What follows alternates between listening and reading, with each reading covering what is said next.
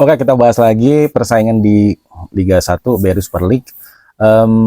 Yang kemarin baru rampung pertandingan Persib menghadapi Arema yang berakhir dengan 0-0 dan juga Borneo FC berhasil menang telak atas Semen Padang 3-0. Dengan ini klasemen sementara Persib dan Borneo memiliki poin yang sama, terus juga selisih golnya Borneo unggul 1, tetapi untuk posisi klasemen masih Persib peringkat pertama karena head to head berhasil mengungguli Borneo. Jadi ini bukan dilihat yang pertamanya dari selisih gol ya, tapi dari head to head baru selisih gol.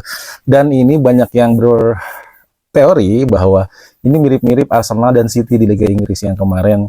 Arsenal juga akhirnya di pekan-pekan menjelang terakhir ini banyak seri juga dan kalah, menangnya cuma satu kali, dan City menang-menang dan punya tabungan satu kali main, dan akhirnya minggu kemarin disamakan oleh Arsenal, oleh City, jadi poinnya sama. Dan minggu kemarin ini City nggak main, dan karena main di semifinal di Cup Competition, sedangkan Arsenal malah tipis atas Newcastle, jadi Arsenal unggul lagi 3 poin, tetapi tetap City masih punya tabungan satu pertandingan. Nah ini kurang lebih mirip-mirip sama kejadian yang ada di Liga 1 BRI Super League musim ini ya, 2025-2026, dan peta persaingan sebenarnya sudah mengerucut di Borneo dan Persib ya, meskipun kemarin sebenarnya kans dari Persija masih ada, tetapi sepertinya memang kans juaranya sih udah ketutup lah. Cuman mungkin kans menahan mereka berdua setidaknya tidak buru-buru mengunci gelar juara gitu ya, mungkin masih bisa bersaing sampai pekan 30 sampai pekan 31. Nah, di luar Persija juga masih memiliki kans untuk menjegal kedua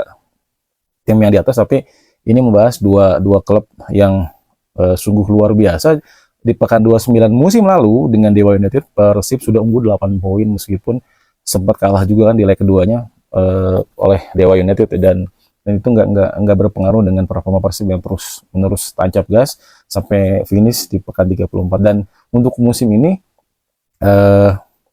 banyak yang mulai bereaksi bahwa ada yang bilang Persib nggak serius, Bojan Hodak udah kehabisan bensin, timnya udah mulai kebaca. Tapi kalau memang analisa dari bisa dibilang yang paham bola aja ya, memang sebenarnya fluktuatif dari naik turunnya klub di Liga Indonesia sudah bisa kebaca dari lawan-lawannya dulu gitu ya. Jika kita melihat di awal-awal musim, Borneo tancap gas dan sempat unggul 11 poin dari peringkat keduanya sebelum akhirnya di akhir putaran pertama itu uh, dikejar dan disalip oleh Persib gitu untuk menjadi juara paruh musim.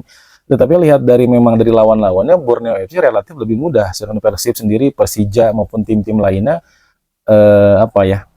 seimbang gitu. Kadang dapat yang kuat, terus di pertandingan berikutnya dapat yang lebih di bawahnya gitu. Jadi beda dengan Borneo yang setidaknya bisa mengatasi dan mengambil banyak poin dari kemungkinan yang mungkin di luar prediksi dari tim Borneo itu sendiri ya. Sedangkan Persib baru bisa mengkalkulasi banyak poin, menghitung poin, dan meraih banyak keuntungan di akhir putaran pertama. Dan menjelang putaran kedua pun itu masih tren ini ya, karena jadwal putaran pertama dan kedua sepertinya nggak selalu sama. Misalkan di pekan pertama Persib misalkan menghadapi PSPS Biak, di pekan 18 harus menghadapi PSPS Biak. Enggak juga sih, ada beberapa yang sama, ada beberapa yang tidak. Nah ini yang nggak banyak diketahui oleh banyak publik sepak bola gitu, yang paham sebenarnya, paham bola itu udah bisa melihat Persib itu sebenarnya akan dikejar atau akan dijaga jaraknya oleh tim baik Persija maupun Borneo ya waktu itu ya. Dia di pekan-pekan ini, pekan-pekan krusial, pekan 25 sampai 30 gitu, karena memang lawannya udah mulai dapat yang susah-susah atau sulit-sulit ya.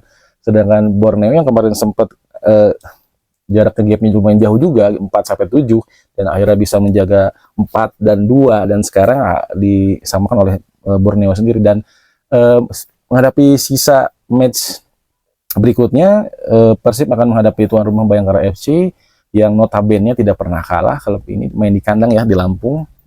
Terus juga sedangkan Borneo FC menghadapi tuan rumah Persik. Nah, kalau dari hitung-hitungan poin, lebih sulit Persib daripada Borneo ya. Kenapa? Karena Bayangkara FC sangat superior yang menghadapi klub-klub besar selalu menang gitu. Dan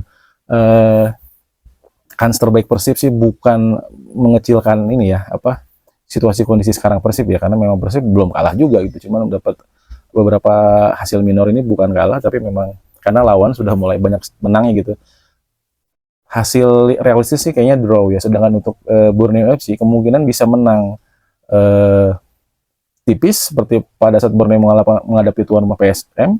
Tapi Persik juga lumayan jago kandang dan sepertinya hasil draw juga realistis ya untuk kedua klub ini. Dan kalaupun ada kans untuk menang dan seri sih lebih condong ke Borneo dibanding Persib ya. Persib lebih lebih condong kalah dan seri ya. Ini bukannya saya nggak mendukung Persib, bukan realistis dan situasi terkininya, tapi siapa tahu ada perubahan yang akhirnya mengejutkan dari Bojan Hodak, karena sejauh ini yang saya lihat Persib musim ini bukan Persib di 2 musim sebelumnya. Selain ada perombakan besar-besaran, hampir dihapusnya atau dihengkangnya seluruh pemain asing, terus juga metode yang pastinya akan dibawa yang pendekatannya agak berbeda dari pemain-pemain sebelumnya, adaptasi pemain baru, terutama asingnya. Beruntung patron dari skema permainan ada di Tom Hai ya. Menurut saya kalau nggak ada Tom Hai, adaptasi apa ya, mungkin pemain asing dan pemain baru ini agak lama gitu. Kalau nggak ada Tom Hai ya, bukan berarti ini Tom Hai sangat OP sekali. Ya memang dengan masuk ke Tom Hai dan juga Elino Renders yang di luar dugaan bisa cepat tune in, memberi dampak yang instan untuk permainan Persib, setidaknya menjadi roh dan nyawa permainan sejauh ini. Meskipun nggak ada yang benar-benar bisa diandalkan menjadi playmaker di Persib musim ini pun, dari Adam Alis pun sebenarnya modelnya seperti Tom Hai, sedang box to box atau kita bisa bilang di playing playmaker ya. Holding midfielder juga tipikalnya mungkin lebih sama, atau mungkin sama dengan Luciano Guecochea, dibilang playmaker juga enggak, dibilang gelandang bertahan juga enggak, karena memang dia cukup senang pegang bola. Dan udah dicoba juga Bergino, dicoba Beckham Putar juga dicoba, belum benar-benar bisa menggantikan sosok Teron Del Pino maupun yang sebelumnya Stefano Beltrame ya. Nah, melihat beberapa lawan Persib di sisa match terakhir setelah Bayangkara, Persib akan menghadapi PSIM Yogyakarta. Ini saatnya revenge karena Persib waktu itu gagal di 2 penalti ya. Terus juga Bojan Hodak harus meraih poin penuh karena dari 5 match terakhir ini PSIM dan Persijap sepertinya kans terbesar Persib meraih poin penuh, tidak ada tawar-menawar lagi. Bukan termasuk mengecilkan skuad dari John Paul van Gastel ya, karena memang performa mereka pun sudah mulai turun. Beda dengan di awal-awal musim ini, mereka ada di papan atas, sempat di 4 besar juga, di 3 besar ya, dan sekarang udah 10 besar seperti ini. Dan selanjutnya di pekan 32 menghadapi Persija di Stadion GBK sepertinya. Dan ini El Clasico yang tadinya digadang-gadang Persib akan mengunci gelar juara di sini nih. Ada God of Honor, tapi karena Persib ditahan oleh Dewa dan kemarin juga ditahan oleh Arema, artinya God of Honor sangat jauh sekali, dan Tete Reset tetap menjadi 2 sekarang, Borneo dan Persib yang kejar-kejaran. Mungkin seperti race-nya F1 ya, dapat momennya di tikungan gitu, atau pas di sprint race aja ya.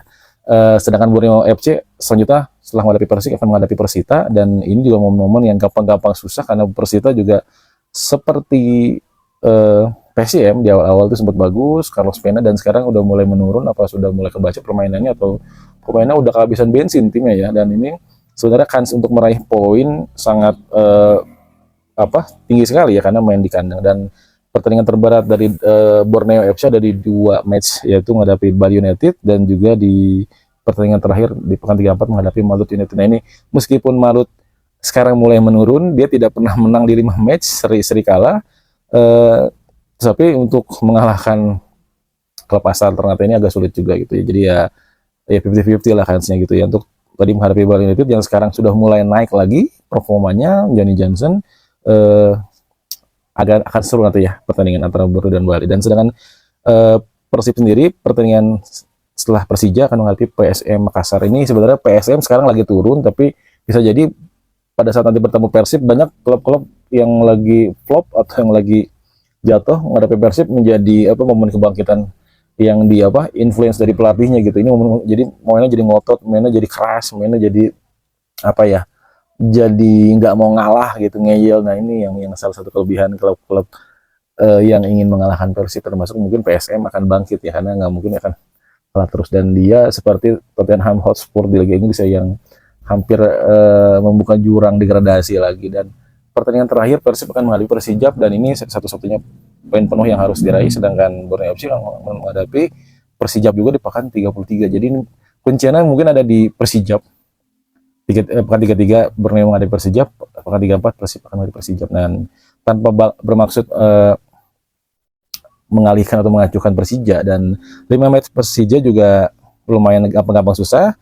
Ada Persis Solo, terus juga Persijap, Persib Bandung, Persik Kediri, dan juga Semen Padang. Nah, ini sebenarnya relatif agak mudah ya, karena pertandingan sulitnya menghadapi Persib pun akan main di GBK gitu ya, kemungkinan menangnya mungkin tinggi atau realisasi draw ya, tapi ya mungkin 4 match lainnya harusnya disapu bersih oleh Persija. Tapi Persija sendiri penyakitnya adalah yang bisa mengalahkan mereka adalah ya mereka sendiri gitu, karena ya plus minusnya ada di tim mereka gitu, plus minusnya ada di sayapnya Alano dan Maxwell, minusnya juga ada di keduanya gitu kan. Saat Alano sering dapat kartu kuning, sering emosional, Maxwell juga sering egois, sering individualistis, sering nyekil yang akibatnya ya nggak jadi ini ya, nggak jadi apa namanya, menghilangkan momen-momen Persija untuk mendapatkan peluang mencetak gol. Dan seperti saya bilang lagi, Tito Reza tetap ada di Persib dan Borneo. Untuk tadi yang masih berpikir bahwa Bojan Hodak sudah habis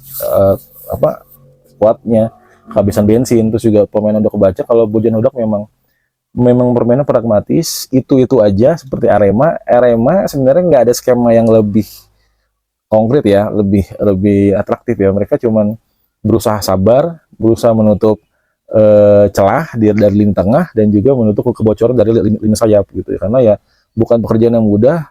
Persib serangannya lebih bagus daripada menghadapi Dewa sih, menghadapi Arema, tapi tidak berbuah gol yang benar-benar peluang matang gitu. Jadi banyak yang tembakan-tembakan yang dihalau, yang melambung, yang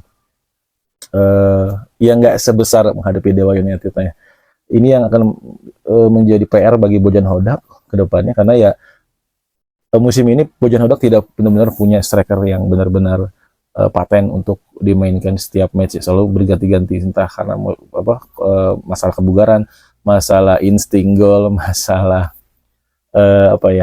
ya mungkin di luar yang itu ya, suspend, cedera, hal-hal lainnya gitu. Dan ya beberapa pemain juga belum perform, seperti Sergio Castel, Levin Kurzawa yang lebih banyak charity-nya ya. Terus juga kembalinya dari Kusnandar juga dari Bayangkara belum juga dimainkan oleh Bojan Hodak. Sempat beberapa kali pemanasan babak kedua tapi belum ada kesempatan, dan juga pemain baru Dion Marks juga belum ada kesempatan untuk mendapatkan pemain tambahan ya, karena baru 1 kali bermain kalau nggak salah. Terus juga Dewangga juga kembali menghilang, karena ya kayaknya Persib udah mulai serius, udah nggak mau coba-coba lagi, karena ini belakang fullbacknya sudah pasti milik Eliano dan juga Putros ya. Di tengah udah pasti ada Barba, dan pilihannya antara Julio Cesar dan Matrikadi, itu aja diputar-putar terus, dan nggak ada ini ya, nggak ada slot lain untuk pemain lain seperti Kurzawa dan Dewangga. Itu cuman variasi pemain yang akan dimasukkan di babak kedua aja. Sedangkan Kakang sendiri selalu dimasukkan oleh Bojan Hodak untuk regulasi U23, tapi kayaknya memang dia juga udah mulai fasih di lini sebelah kanan, dan sebetulnya lebih tangguh di posisi fullback ketimbang jadi back tengah ya di timnas ya. Untuk striker sih yang tetap jadi masalah Bojan Hodak, Ramon Jung. Tiba-tiba Ramon nggak ada Sergio Castel, dan masih belum dapat keberuntungan juga untuk mencetak gol, karena memang posisinya juga bukan di posisi aslinya, selalu dipasang di sayap. Nah, ini kadang juga membingungkan. Bojan Hodak tidak berani memasang 2 striker bersamaan, pasti salah satunya ada yang dikorbankan sebagai winger atau sektor flank agak melebar. Dan kembali lagi Tom Hai menjadi pemain paling diandalkan. Jika Tom Hai sudah dikunci, otomatis serangan akan stuck di gitu aja. Jadi ya semoga di pertandingan berikutnya Persib mendapatkan solusi atau jalan keluar untuk menghadapi lawan-lawan yang dibilang sulit enggak juga, dibilang berat enggak juga ya. Kembali lagi Persib dan Bojan Hodak yang lebih mengerti dan taktikal. Terima kasih sudah menonton video saya. Salam olahraga.